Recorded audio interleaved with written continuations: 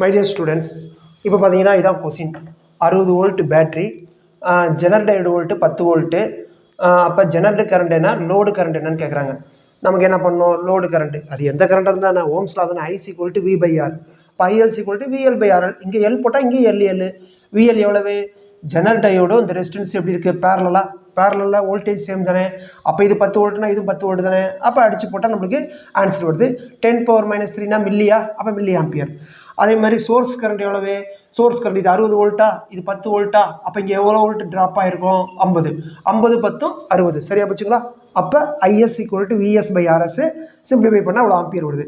இப்போ நமக்கு ஃபார்முலா என்ன, ஐஎஸ் ஈக்குவல் டு இந்த கரண்ட் தான் இவனும் ஷேர் பண்ணிக்கிறாங்க. இப்போ IS equal to ISH plus IL, இப்போ ஐஎஸ்எட் ஈக்குவல் டு ஐஎஸ். ஓகேங்களா, இதுலேருந்து இது கழிச்சோம்னா இந்த ஆம்பியர் வந்துடுது. ஓகேங்களா, பார்த்துங்க ஜெனரல் டயோடு வோல்டேஜ் சொல்லி தான் கொடுப்பாங்க. ஓகேங்களா, okay, thank you, all the best.